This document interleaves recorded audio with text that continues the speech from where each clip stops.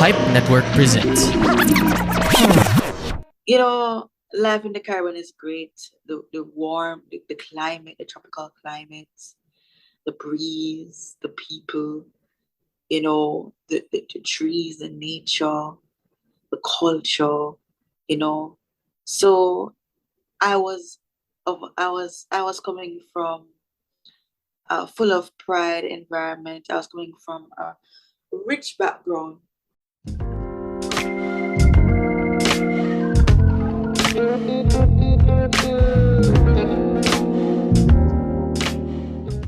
This is Mike and Ham from Please Pause. Meron kaming munting podcast where we talk about all things TV and film. And despite that, surprisingly, we are still married. Control freak ka kasi sa podcast na to. 30 seconds lang po ang meron tayo. Pakibilisan. From blockbusters to classics, superheroes to love teams, hit series to teleseries, join us as we have meaningful and meaningless conversations on the stuff we watched. Someday, mababago ka rin ang tagline na yan. Check out Please Pause on Apple Podcasts, Google Podcasts, Spotify, and other major podcast platforms. See you there! Hey folks, welcome to the Rajiv show, and we're going international again, and this time we are going to America again to meet our guest. Such an honor to have her, ladies and gentlemen, Princess Tia. Hey Princess, how you doing?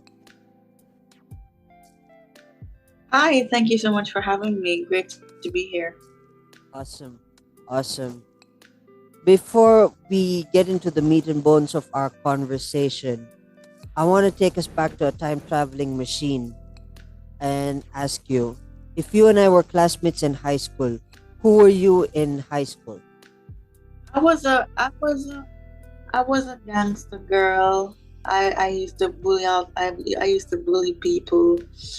But then when I realized that work is so serious, I became a nerd. At some point, so I took my work very seriously. I'm that easygoing girl, so there are two sides to a story: gangster and easygoing girl. I was more of a nerd.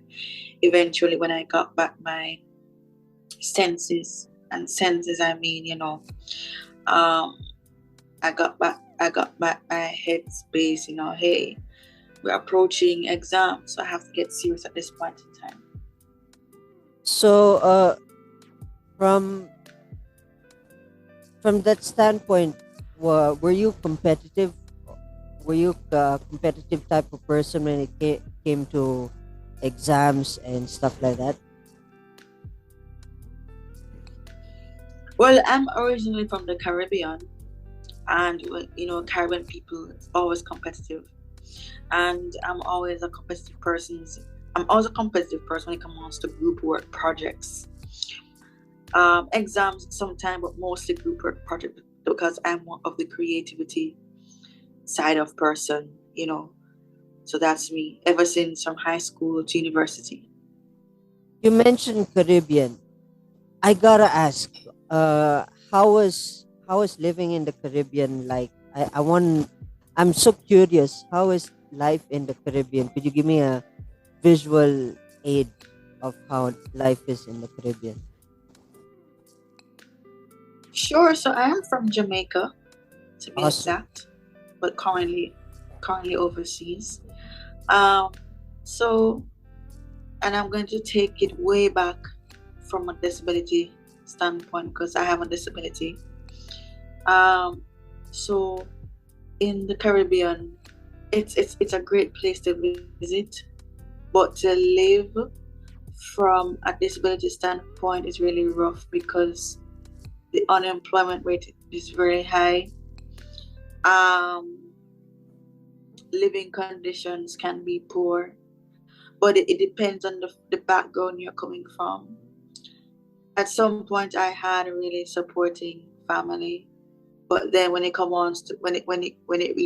reached my career, it turned a pivoting point in my life where they wanted to dictate to me. They wanted to take control, and I just couldn't have any of that. So I had to just take the next best move and remove myself from the toxicity environment Mm. and head overseas. So life in the Caribbean is great. The warm, the climate, the tropical climates, the breeze, the people, the trees, the nature, the culture, you know.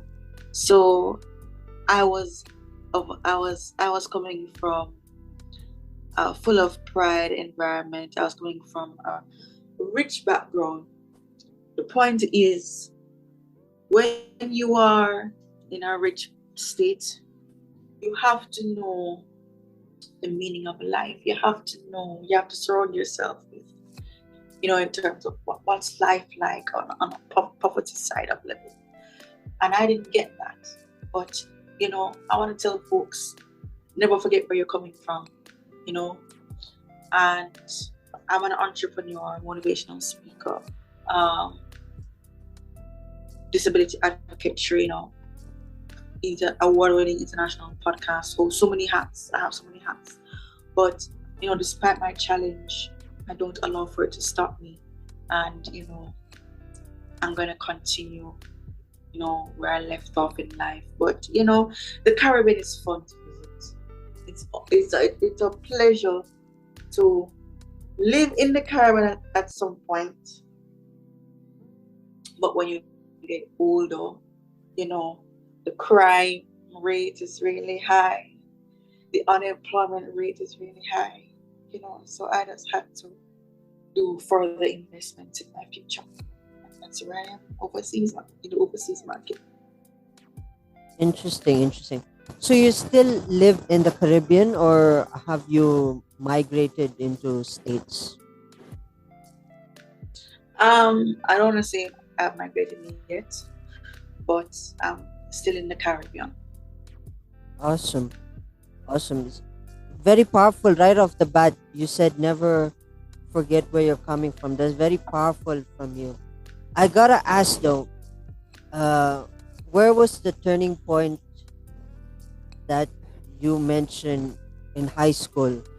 What was that conversation like with yourself? I'm sure there was So yeah. So in the Caribbean, we do a special exam in order to get to university or college or go find a job. And it was reaching what is called crunch time. And I said to myself, hey, let me tone down a bit because this is the next stage of my life, you know. So I had a talk with myself. I was on a couple of programs to get back my level of confidence, my level of maturity in place, and that's how I began. That was my turning point. And it's such a powerful thing, right off the bat. Never forget where you're coming from. It's Yes, it's really it's really powerful. powerful because when you get so high in society, you have the money, you have the fame, you have this, you forget where you're coming from. And this is what we're lacking in today's society. All these artists, all these celebrities, they live the high life, but when you look back at where you're coming from, you forget. Yeah. And that's what I'm trying to, you know, establish in myself and other person's self. Mind you, I'm not going to tell you what to do, that's your business. But when you never forget where you're coming from, just remain, you just humble yourself, yeah. Powerful. You're such a powerful person. I love to open up the work of philosophy, and I gotta Oh, ask. yes. I gotta ask. Um, I say I gotta ask a lot. I gotta ask. Where did the motivational uh, speaker spirit come from? What was the story there? So I was what is called prefect back in high school. I used to stay with the younger kids, Yeah. you know, and I just used to talk a lot. And then, when you're in high school, you have different clubs and activities after school. And there was one called radio, and that's where I started my my broadcasting journey, and I used to write a lot and read a lot, and I still do. Yeah. And so it stemmed from high school, and it branched it off into university. I've been to a lot of engagements back in university, and then that's how my career began there as a motivational speaker. Mind you, my degree is in business management, or should I say Yeah. entrepreneurship. You know, as the entrepreneur, you're taught how to think and create that idea to success. And you combine motivation in that way. Yes, Very creative you are. Interesting. This is shaping up to be an interesting conversation. it is. Uh, And as you mentioned, creative, that was my first business name, Creative Minds Business Development Services. awesome, awesome. Uh, you're very deep in philosophy. I gotta ask because I do quotations. Is there any philosophical quote that you live by? Oprah Gale Winfrey. You know, be thankful for what you have, for you will end up having more. But if you're not thankful for what you don't have, you will never ever have enough. You know, Dr. Dale Carnegie once said, you know, I make people smile, I make people motivated, and that's what I do. I like to make you smile, I like to make you motivated. Um, there's so many other people I can't remember right now, but the point I'm trying to make is I love to read, and as a journalist, I have to read what's going on in the world, you know, and one of which is motivational quotes, you know, because and this is how I earn my living, when I read these quotes, I'm able to put them in proper perspective. I remember when I was going to train for the public speaking workshop, and I'm always an entertaining freak in that I'm always doing adult poetry, or I'm always doing something to entertain the crowd. And whenever, so you have to recite different pieces, such as an informative speech, motivational speech,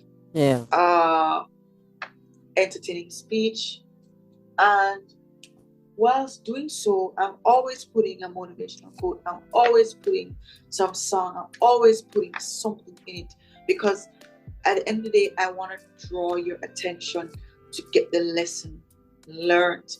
And that's what I'm doing here to you now. And that's what I've done before at different speaking engagements. So that's my secret formula, entertaining and leaving you with something. Because as you just said, what's powerful is I said that never forget where you're coming from. So sorry about that. That's a train outside. But yeah. Interesting. Our topic in this series is reflection. And I want to ask you, if there was a timeline that you would have changed your course of reality, what timeline of your life would you ever change, and why? I would change the fact that my parents are overprotective of me, because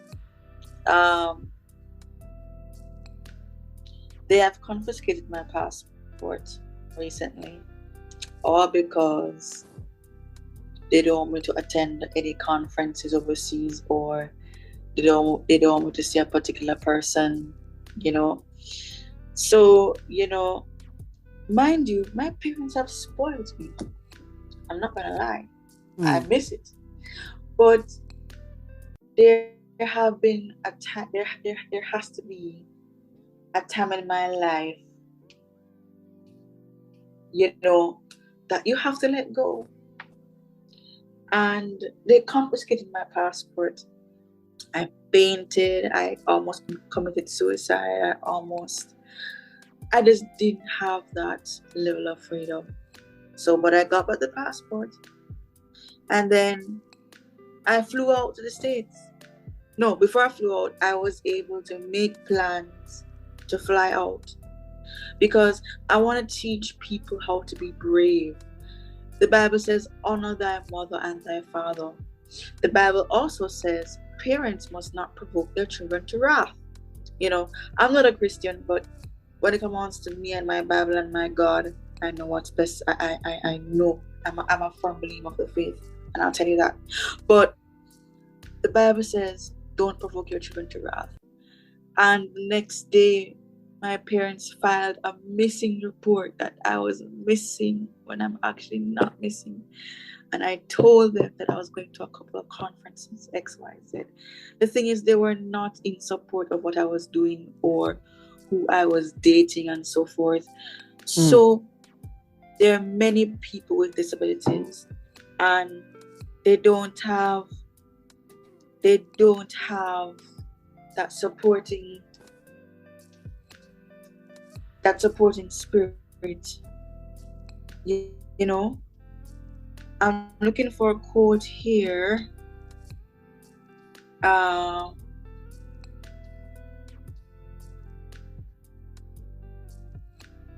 About change. You know, what type of feelings does the word change bring up for you? And it goes back to your question. You know, what would I change? What's my timeline? So I want to ask you, the public, what's your timeline? And my timeline would be changing the way we think, changing the way how we treat people, changing the way how we treat our families. You will see every day on the news that family swing, family for this and that. It's not about strangers and friends. It's about family. It's always about the family. It's always about what's going on in the home. It's always about what's going on. And this is why a lot of these artists and public figures get themselves into problems, backlashes. We see it every day on YouTube, you know. So we have to, you know,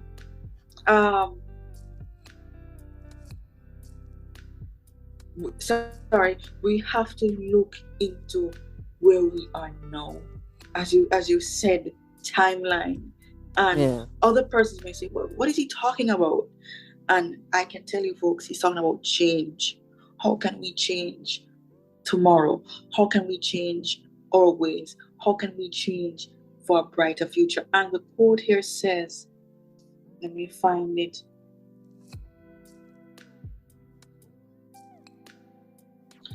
Change the unchangeable, accept the unchangeable, and removed.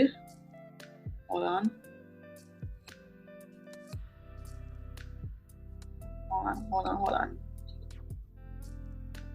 Let me go again. Change the unchangeable, accept the unchangeable, remove the unchangeable. And this is written by Dennis Waitley. So, in my situation, I had to change the unchangeable. I had to remove the unchangeable. And I have to accept it. And my parents have to accept the changes. It's like a laptop. You know, when you're updating your computer or you want to restart. So I'm at a point in my life where I'm restarting. The laptop is restarting. So it's getting rid of what you have done or some persons have saved their work, or some persons have not saved the work. So the laptop just shut it down. It's like I had a problem with my Dell. I got a Dell computer, just a second-hand Dell, and it has been locking me out. I'm like, why is this computer locking me out? You know, so It's like I have to change the computer, accept that I'm changing, accept that I'm changing the computer, and just remove it. Right now, I'm using Apple products, iPad, iPhone, that sort of stuff, you know. So I see what works best for me. So you, the public, have to change the unchangeable, remove the unchangeable, and whoever is trying to destroy your movement, they have to accept the changes. I love it. I feel like I'm a student here in your class, in your workshop. I feel like I that's what I feel right now. I'm really moved by your words. You're very powerful, and it's nice to hang around with you. Just to hang around with you and just watch you, Thank observe you. We you. can go on and on and on anytime you're ready. Yeah, it's just fascinating. It's just interesting because the motivation that I had for the show was to help inspire through storytelling, and within the series I wanted to teach that our past can bridge us for our future. That's the main point of uh, that's the main point that I want to take out of reflect of the season reflection. And and you really put an exclamation mark. It's like I'm in a Jamaican educational class, and it's a different Yes, experience. our Caribbean Caribbean, educational yeah, class. yeah.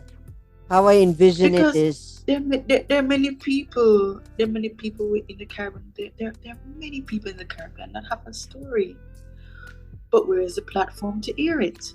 yeah, You know, that's yeah, another thing. yeah. And I feel like it's just an incredible feeling to have someone powerful enough to share messages, because parallel life, my motivation for this was, of course, I gotta admit that when I started out the podcast, it was pure pure out of boredom when I started it, because it was in the middle of the pandemic. It was during 2020's pandemic, and I had nothing much to do. Everybody was locked at home. Nobody was supposed to move, and it was a tough life. And I was fresh off the boat. When I mean by that was I graduated during the pandemic, so employment was tough because uh, there was no place for a graduate like me, a music graduate like me. So it was a little bit tough. I had it a bit tough. So I was depressed, and then I started getting back into it. I started working on my podcast, and then I found that I started journaling my thoughts through podcasting. And then when I invited guests, I learned that there's a parallel life that I have that I can share with others. And when I hear, it's I don't know how many stories I've heard. Almost, I think it's 50 plus already. Everybody has unique ways of teaching me that life has this sort of parallel understanding. Like you mentioned your life, and the way I look at it is there's a piece of you that is also a part of me. Growing up, high school nerd, I was never that kind of person, but the motivation towards being a better person came from the act of being human. I don't know if it makes sense. Yes, So yes, there are those tiny parts that you share that are also part of me. So it's really interesting. I just love listening to stories and stories and stories, especially when I edit episodes, because I'm the first guy to hear the episode. So it warms my heart to listen to stories after stories after stories, and it brings out the best. It brings out the best in my character. That, oh, this person had shared the same story as mine, and it just became it's just an interesting uh it's just an interesting journey how I see life now after hearing so many stories, because that parallel makes it much interesting. And having you on my show is an honor. I gotta say, this was like a Jamaican uh motivational session. I think that's gonna be the title of our episode, is a Jamaican motivational session talk. It's just powerful. It's just been powerful, and listening to you, it's like I'm I'm moved by your words, and I do agree to a certain Thank you. degree that we need change, and it's just amazing. I'd love to extend our conversation, but now Zoom is telling me that we have a timer on our thing before we get shut down. I hope that you come back to my show and we would make a series down the line. I think we're friends on Facebook, so I hope Yes, we I'd are. reach out and we can make a series and talk about life and But philosophy I want to and do a big things. part two Yeah, on three rules on turning stress into success. And there are some points here in which Dr. Wheatley, Dennis Wheatley has lamented, and I'm going to summarize into my own. But folks, what I did. My parents thought, well, my parents, you know, they think that they're right in what they did is to report that I'm missing. yeah, What I knew I did, what I knew I did was right, because I almost committed suicide. I almost done harmful things to myself, and I just had to get out and up and fly. So I just had to turn my stress. I had to use the three rules and turn my stress into success, which is make the change, remove the change, accept the change, right? And I'm gonna lament further on it in our next show. yeah. And yeah, like I said, I'd love to have you back on my show, and we make a series, because there's so many things that you can unbox, and it's really interesting. And with your Jamaican accent, it really warms my heart, because I'm a huge Bob Marley fan, and I'm taken back to the visual board that, like, I'm in a beach and a Caribbean music and the ukulele and stuff like that.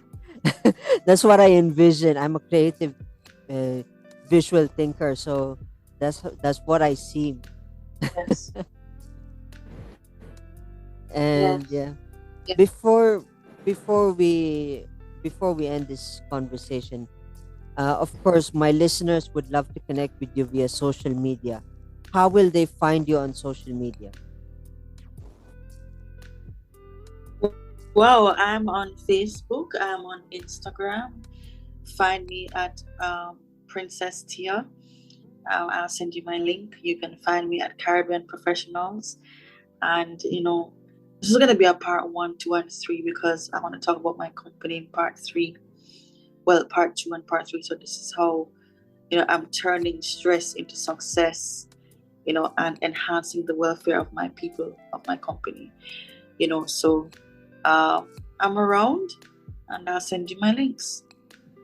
Awesome, awesome. I want to say thank you so much for being a part of my show, and You're welcome. like I said, I hope I'd have you back on my show. We'd set up a series, because for me, I'm also running out of content, so I'm looking to expand my my content uh, my content showcase by having guests, and it's gonna be interesting. And I want to say thank you for answering my call, and stay in You're touch. welcome. Uh, and stay in touch. And for those who are listening, I hope you picked up a lot in this conversation. And with that in mind, I want to say cheers, folks, and I will see you in the next episode.